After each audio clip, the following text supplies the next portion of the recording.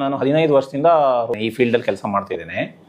So ನಮ್ಮಲ್ಲಿ ಬರ್ತಕ್ಕಂಥ ಹೃದಯಾಘಾತ ಪೇಷಂಟ್ಸ್ ಯಾರ್ಯಾರಿದ್ದಾರೆ ಅದರಲ್ಲಿ 90-95% ಜನರಿಗೆ ಮುಂಚೆ ಯಾವುದೇ ರೀತಿಯಾದಂತಹ ಸುಳಿವಿರೋದಿಲ್ಲ, ಸುಳಿವು ಕೊಡೋದಿಲ್ಲ. ಅದು ಸುಳಿವು ಕೊಡೋ ಅಷ್ಟರಲ್ಲಿ ಅದು ಆಲ್ರೆಡಿ ಮೀರ್ಬಿಟ್ಟಿರ್ತದೆ ಟೈಮ್. ಸೊ ಸುಳಿವನ್ನ ಕಾಯ್ಕೊಂಡು ಕೂರಬಾರ್ದು.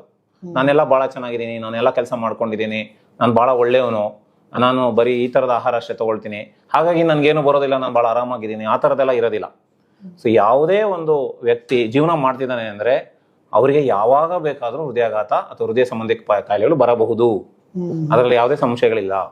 ಸೊ ನಾವು ಒಂದು ಸಮಯ ಕಳೆದ ನಂತರದಲ್ಲಿ ಅವ್ರಿಗೆ ಎವ್ರಿ ಒಂದು 6 months to 1 year depending on the risk ಪರೀಕ್ಷೆಗಳನ್ನ ಮಾಡಬೇಕು, ಹೃದಯ ಸಂಬಂಧಿ ಪರೀಕ್ಷೆಗಳನ್ನ ಮಾಡಬೇಕು. ಮೋಸ್ಟ್ ಇಂಪಾರ್ಟೆಂಟ್ ಪರೀಕ್ಷೆ ಟ್ರೆಡ್ಮಿಲ್ ಟೆಸ್ಟ್ ಅಂತ ಕರಿತೀವಿ, ಸ್ಟ್ರೆಸ್ ಟೆಸ್ಟ್. ಅದನ್ನ ಎವ್ರಿ ಇಯರ್ ಮಾಡ್ಕೊಂಡ್ರೆ ಬಹಳ ಒಳ್ಳೇದು. ಸೊ ಬ್ಲಾಕೇಜಸ್ ಇದ್ರೆ ನಮ್ಗೆ ಮುಂಚಿತವಾಗಿ ಗೊತ್ತಾಗುತ್ತೆ, ಹೃದಯಾಘಾತ ಆಗೋವರೆಗೂ ಕಾಯೋ ಅವಶ್ಯಕತೆ ಇರಲ್ಲ.